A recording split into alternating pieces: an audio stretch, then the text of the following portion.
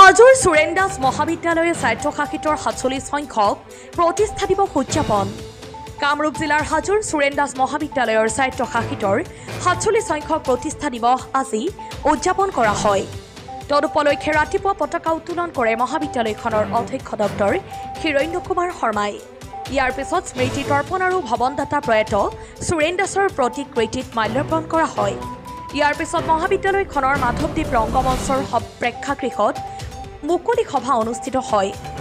এই মুকলি সভাত আদৰণি ভাষণ প্ৰদান কৰে অধ্যক্ষ ডক্টৰ হিৰণ্য কুমাৰ শৰ্মাই। মুকলি সভাত পৌৰোহিত্য কৰে মহাবিদ্যালয় পৰিচালনা সমিতিৰ সভাপতি উত্তম কুমাৰ দাসে। সভাত মুখ্য অতিথিৰূপে অংশগ্ৰহণ কৰি অধ্যাপক তথা ভট্টদেৱ বিশ্ববিদ্যালয়ৰ বজালীৰ উপাচাৰ্য ডক্টৰ ধনপতি ডেকাই কয়, ছাত্ৰ শিক্ষকৰ মধুৰ সম্পৰ্কই শিক্ষাৰ সুকীয়া পৰিৱেশ গঢ়িব পাৰে। সফলতাৰ বাবে সততেই ছাত্ৰ ছাত্ৰীসকলৰ মাজত শিক্ষাৰ এক প্ৰস্তুতিৰ প্ৰয়োজন যথেষ্ট বুলিও উল্লেখ কৰে। মুকলি সভাৰ আৰম্ভণিতেই ছাত্ৰ ছাত্ৰীসকলে এটি সমবেত গীত পৰিৱেশন কৰে। হাজোৰ পৰা কমলাকান্ত দাসৰ ৰিপৰ্ট, বতৰতৰা লাইভ। উপাচাৰ্য হিচাপে অধ্যক্ষ মহোদয়ৰ আমন্ত্ৰণ কৰ্মে আজি প্ৰতিষ্ঠা দিৱসক ৪৭ সংখ্যক প্ৰতিষ্ঠা দিৱসত উপস্থিত থাকিলোঁ। সুৰেন দাস মহাবিদ্যালয়ৰ যথেষ্ট অভিভূত হৈ পৰিছোঁ। এই বিশ্ববিদ্যালয়ৰ যিটো উত্তৰণ, মহাবিদ্যালয়খনৰ যিটো উত্তৰণটো মোৰ কাৰণে যথেষ্ট কি মোৰ কাৰণে বহুত আনন্দদায়ক। এইকাৰণে যে এই উত্তৰণটোত জড়িত আছে চালুকীয়া অৱস্থাৰ পৰা এই ৰাইজৰ দান বৰঙণি তথা ৰাইজৰ ইচ্ছা যিটো 1979 চনতে অংকুৰিত হৈছিলে, তাৰ পৰা আহি আজি ইমান কম সময়ৰ ভিতৰতে এখন মহাবিদ্যালয় আজি স্বায়ত্তশাসিত মহাবিদ্যালয় উন্নীত হৈছে। তাৰ কাৰণে অধ্যক্ষ মহোদয় প্ৰমুখ্যে সমূহ আমাৰ এই পৰিচালনা কমিটিৰ সমূহ সদস্য তথা শিক্ষক শিক্ষয়িত্ৰী ছাত্ৰ ছাত্ৰীসকলক মই অভিনন্দন জনাইছোঁ। আজি মহাবিদ্যালয়ত আহি মোৰ এটা কথা সঁচাকৈ ভাল লাগিছে, ছাত্ৰ ছাত্ৰীসকল যথেষ্টভাৱে তেওঁলোকে এই মহাবিদ্যালয়খন কেনেকৈ আগুৱাই লৈ যাব পাৰে সকলো ক্ষেত্ৰতে তেওঁলোকে অংশগ্ৰহণ কৰিছে। সুন্দৰ এটা শৃংখলাবদ্ধভাৱে তেওঁলোকে আমাৰ সভাত উপস্থিত আছে। আমি কোৱা কথাবিলাক কথা শুনিছে। মই এনেকুৱা এখন মহাবিদ্যালয় থাকি হঠাতে আহি মই এনেকুৱা ভাল লাগিছে যে এইখন মহাবিদ্যালয় হয়তো আৰু ভৱিষ্যতে আৰু আগুৱাই যাব। হয়তো এখন আজি স্বায়ত্তশাসিত হৈছে, অচিৰে এইখন বিশ্ববিদ্যালয় উন্নীত হ'ব, মই তাকে আশা কৰিছোঁ। ছাৰ, মহাবিদ্যালয়খনে বিগত কেইবাটা দিনত কেইটা এচিভমেণ্ট লাভ কৰিবলৈ সক্ষম হ'ল। নাকৰ পৰা A গ্ৰেড পালে, তাৰপিছত অট'নমাছ পালে। আচলতে এক গৌৰৱৰ বিষয় হাজো অঞ্চলৰ। হয়, মই সেইকাৰণে কৈছোঁ অতি কম সময়ৰ ভিতৰতে বিশেষকৈ আমাৰ অধ্যক্ষ মহোদয়ৰ নেতৃত্বত ইমান সোনকালে আগবাঢ়ি গৈছে মহাবিদ্যালয়খন। যেনে A গ্ৰেড পোৱাটো এখন গাঁৱৰ অঞ্চলৰ এখন মহাবিদ্যালয়, A গ্ৰেড পোৱাটো গ্ৰাম্যাঞ্চলত অনুষ্ঠিত এখন মহাবিদ্যালয় A গ্ৰেড পোৱাটো সঁচাই গৌৰৱৰ বিষয়। ইমান সোনকালে এখন A গ্ৰেড উন্নীত কৰাটো বহুত ডাঙৰ কথা। ইয়াত A গ্ৰেড পোৱাৰ ক্ষেত্ৰত নেকৰ এনেকুৱা নহয় যে নেকৰ এছেছমেণ্টটো এনেকুৱা নহয় যে আহি তেওঁলোকে দেখিলে এখন মহাবিদ্যালয় গ্ৰাম্যাঞ্চলত আছে A গ্ৰেড নিদিয়ে। তাৰ কাৰণে যিখিনি কম্পনেণ্ট আছে সেইখিনিত প্ৰতিটো ক্ষেত্ৰতে উন্নত ধৰণৰ প্ৰদৰ্শন তেওঁলোকে কৰিছে। ইয়াৰ পিছতো তেওঁলোকে আজি স্বায়ত্তশাসিত অট'নমাছ যিখন কলেজ বুলি আজি স্বীকৃতি লাভ কৰিছে আৰু 10 বছৰলৈ কৰিছে। আটাইতকৈ ডাঙৰ কথা তাৰমানে 10 বছৰলৈ স্বীকৃতি লাভ কৰাটো এটা ডাঙৰ কথা। এইকাৰণে মহাবিদ্যালয়খনৰ কাৰণে মহাবিদ্যালয়ৰ যিখিনি কম্পনেণ্ট লাগে এখন স্বীকৃতি পাবৰ কাৰণে এখন উন্নত মানৰ তেওঁলোকে প্ৰদৰ্শন কৰিব পাৰিছে আৰু সেইখিনি সম্পদ আমাৰ মহাবিদ্যালয়খনে গঢ়ি উঠাইছে। এইকাৰণে আমি ভৱিষ্যতে আৰু উজ্জ্বল কামনা দেখিছোঁ, উজ্জ্বলতা দেখিছোঁ। সোনকালে যদি এখন মহাবিদ্যালয় বা বিশ্ববিদ্যালয় হয়, এই গ্ৰাম্যাঞ্চলৰ যিখিনি ছাত্ৰ ছাত্ৰী দূৰত যাই পঢ়িব লাগে, কাৰণ বহুতো আৰ্থিকভাৱে তেওঁলোকে সক্ষম নহয়, সেইখিনি তাৰ কাৰণে এখন বিশ্ববিদ্যালয় ইয়াত যদি হৈ যায় সোনকালে, তেতিয়া দেখিব তেওঁলোকে ইয়াতে পঢ়িছে, ভাল ডিগ্ৰী লৈছে, ভাল ধৰণে তেওঁলোকে সংস্থাপিত হৈছে। সদায় তেওঁলোকে এই বিশ্ববিদ্যালয়খন যদি হৈ যায় আৰু যদি মহাবিদ্যালয়খনৰ প্ৰতি তেওঁলোকে যথেষ্ট সদায় সন্মান কৰি থাকিব, তেওঁলোকে ৰাইজৰ এটা ভাল সেৱাও আগবঢ়াব পাৰিব। এতিয়া মই আজি যিটো আহি গ'ল 3জন ছাত্ৰই তেওঁলোকে পাইছে জেম জইন এণ্ট্ৰেঞ্চ যিটো পাইছে মাষ্টাৰ ডিগ্ৰীৰ কাৰণে, এই এণ্ট্ৰেঞ্চটো তেওঁলোকে এডমিশ্যনৰ কাৰণে জইন এণ্ট্ৰেঞ্চ পাইছে। এইটো এটা আটাইতকৈ এটা উল্লেখযোগ্য দিশ। এখন গাঁও অঞ্চলৰ পৰা মহাবিদ্যালয়ত পঢ়ি ছাত্ৰ ছাত্ৰীসকলে এনেকুৱা এটা সৰ্বভাৰতীয় পৰ্যায়ত পৰীক্ষা পাছ কৰি এতিয়া বিভিন্ন ডাঙৰ অনুষ্ঠানত পঢ়ি আছে। মই সেই সকলোকে অভিনন্দন জনাইছোঁ। সেই ছাত্ৰ ছাত্ৰীসকলক মই ভৱিষ্যত উজ্জ্বল কামনা কৰিছোঁ। আৰু অধ্যক্ষ মহোদয়কো মই আজি এই ইয়াৰ জৰিয়তে মই অধ্যক্ষ মহোদয়ক আকৌ অনুৰোধ কৰিম, আপোনালোকে আৰু সংহতভাৱে লাগক, মহাবিদ্যালয়খন আগুৱাই যাওক, বিশ্ববিদ্যালয় হোৱা পৰ্যায়লৈ লৈ যাওক। মহাবিদ্যালয়খন নিশ্চয় আৰু বহুত এচিভমেণ্ট আমি ভৱিষ্যতে দেখিবলৈ পাম। বিদ্যালয়ৰ অধ্যাপক হিচাপে এইখন আমাৰ কলেজ হয়, গুৱাহাটী বিশ্ববিদ্যালয় এফিলিয়েশ্যন। এতিয়া তেওঁলোক স্বতন্ত্ৰ হৈছে, গতিকে এটা ডাঙৰ কথা কোৱা যায় যে everything depends on the leadership.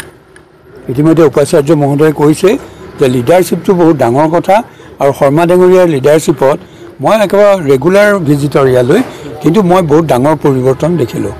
য'ত আজি কলেজৰ ষ্টুডেণ্ট নোহোৱা হৈ প্ৰিন্সিপালে চিন্তাত থাকে যে ষ্টুডেণ্ট যদি 500তকৈ কমে গভৰ্ণমেণ্ট অফ ইণ্ডিয়াই UGCয়ে তাক চলাবলৈ নিদিব। ইয়াত ষ্টুডেণ্টক ছিট দিব পৰা নাই, 26,000 প্লাছ।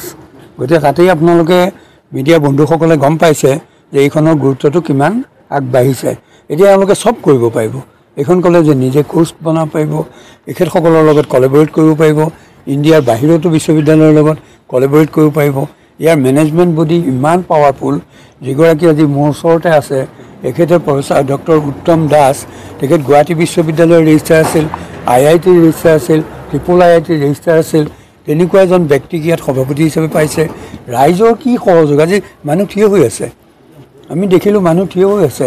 যিকেইটা সংগীত পৰিৱেশন কৰিছে, এখেতে প্ৰিন্সিপালে গোটেই ষ্টেজটো আগুৰি পেলালে। এখেতৰ ষ্টুডেণ্টৰ পাৰফৰ্মেঞ্চ দেখি দুগৰাকীমানক মানে আমি দেখাই নাই, ছাইডলৈ গুচি গৈছে। তেতিয়া ভাবিছিলোঁ যে ষ্টুডেণ্টে দেখুৱাইছে, আৰু অলপ পিছত যেতিয়া প্ৰফেচাৰসকলে কৰিলে, এইটো বিগাৰ দেন ডেট। প্ৰফেচাৰসকলে আৰু বেছিকৈ প্ৰত্যেকটো গানত মানে আমি দুজনে নাচি আছোঁ। আমাৰ এনেকুৱা লাগিছে গান দুটা নহয়নে, এনেকুৱা ধৰণৰ গান, অন্তৰ কঁপাই তোলা গান দি গাইছে। গতিকে তাৰপিছত আপোনালোকক এইটোৱে কৈছোঁ, আপোনালোকৰ এটা ডাঙৰ দায়িত্ব আছে। পজিটিভ খবৰখিনি আপোনালোকে ৰাইজক দিছে, all over across the nation দিছে। ৱৰ্ল্ডতো ইয়াৰ বহুত খবৰ যায়। আজিকালি আপোনাৰ মিডিয়া জানেই নহয়, আমেৰিকাত বহিও মানুহে চায়। মোক অষ্ট্ৰেলিয়াৰ পৰা ফোন কৰিছে, ছাৰ আপুনি য'ত বহি আছে তাত অনুষ্ঠানটোত আছে বুলি মোৰ পৰিবাৰে ক'লে। গতিকে আপুনি তাৰ পৰাই মোক ক'ব কেনেকুৱা লাগিল। আজি অষ্ট্ৰেলিয়াৰ বিমল শৰ্মা এজন ল'ৰা তাতে পঢ়ি আছে, এষ্টাব্লিছ হৈছে, তেওঁক মই ভালকৈ জনাম। আৰু মই গুৱাহাটী ইউনিভাৰ্চিটি এলুমনাই সভাপতি, গতিকে সেই হিচাপেও মানে লাখ লাখ ষ্টুডেণ্টৰ লগত এক্ৰছ দ্য গ্লোব আমাৰ কানেকশ্যন আছে। আজি এখেতক ধনপতি ডেকা ডাঙৰীয়া সন্মানীয় উপাচাৰ্য মহোদয়ক যেতিয়া আহিব বুলি মই গম পালোঁ, মই এটা কথা কৈছোঁ, আপুনি কিবা ভাষণ দিয়ে নিদিয়ে বেলেগ কথা, কিন্তু আপুনি উপাচাৰ্য হিচাপে ইয়াত যেতিয়া বহি আমাৰ লগত অলপ সময় থাকিব, সেইটোৱে গোটেই সমাজক দেখুৱাব যে এই কলেজখন ডক্টৰ শৰ্মা ডাঙৰীয়াই কিমানলৈ লৈ যাব পাৰিছে। এতিয়া দিছ কলেজ ইজ নেশ্যনেলি ন'ন, ইণ্টাৰনেশ্যনেলি ন'ন, তাতকৈ আৰু কি লাগে। When the heart is full words R few. নমস্কাৰ। আচলতে মোৰ ঘৰ হাজোতে ওচৰতে।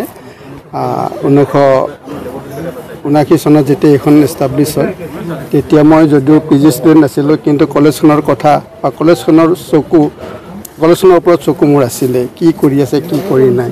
এসময়ত বেয়া লাগিছিলে যে দমদমা কলেজ আমাতকৈ আগতে এষ্টাব্লিছ হৈছিলে। চ' মই এইটোকে বুজোৱা হয় যে কলেজখনৰ ওপৰত মই সদায় চিন্তা কৰি আছিলোঁ কেনেকৈ উন্নতি কৰিব পাৰি। কিন্তু সৌভাগ্যক্ৰমে যোৱা 5 বছৰে মোক এই কলেজখনৰ সভাপতিৰ দায়িত্বখন দিয়ে। দায়িত্ব এই 5 বছৰত যিখিনি আমি পালোঁ সেইখিনি আপোনাৰ সকলোৱে জ্ঞাত। কিন্তু এই কথাখিনি যিটো কৈছোঁ যে নেকৰ A গ্ৰেড পালে, BSc আৰু BEd নেশ্যনেল লেভেলত পালে কোৰ্চ, আৰু অট'নমাছ কলেজখন যে পালে, এই কথাখিনি আপোনালোকৰ সন্মানীয় চেনেলৰ যোগে ৰাইজক জনাবৰ কাৰণে মই অনুৰোধ জনাইছোঁ। আৰু যাতে ৰাইজে জানক যে হাজোতো এনেকুৱা এখন কলেজ আছে।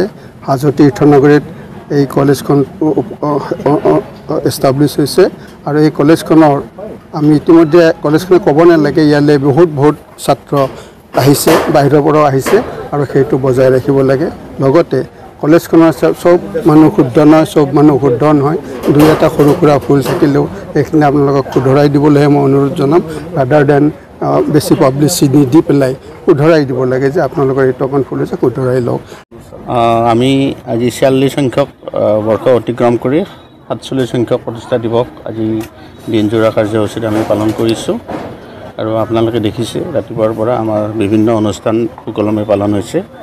আৰু আজিৰ অনুষ্ঠানত আমাৰ যিকেইজন আমি অতিথিক নিমন্ত্ৰণ কৰিছিলোঁ, বিশেষকৈ ভট্টদ্বীপ বিশ্ববিদ্যালয়ৰ সন্মানীয় উপাচাৰ্য অধ্যাপক ধনপতি ডেকা ছাৰ, আমাৰ গুৱাহাটী বিশ্ববিদ্যালয়ৰ পানী বিজ্ঞান বিভাগৰ অধ্যাপক প্ৰফেচাৰ যোগেন কলিতা ছাৰ, আমাৰ মহাবিদ্যালয়ৰ পৰিচালনা সমিতিৰ সভাপতি উত্তম চন্দ্ৰ দাস ছাৰ, আটাইকেইজনে আহি আজি সভাখনৰ সুস্থ বৃদ্ধি কৰিছে। ছাত্ৰ ছাত্ৰীৰ অংশগ্ৰহণো দেখিছে, খুব সুন্দৰভাৱে হৈছে আৰু আশা ৰাখিছোঁ ভৱিষ্যতে আমাৰ এই অনুষ্ঠানটো বা আমাৰ এই মহাবিদ্যালয়খন আৰু আগবাঢ়ি যাওক। তাৰ সেই ক্ষেত্ৰত আপোনালোকক সহায় সহযোগিতা ৰাখক, এইখিনিকে ক'লোঁ।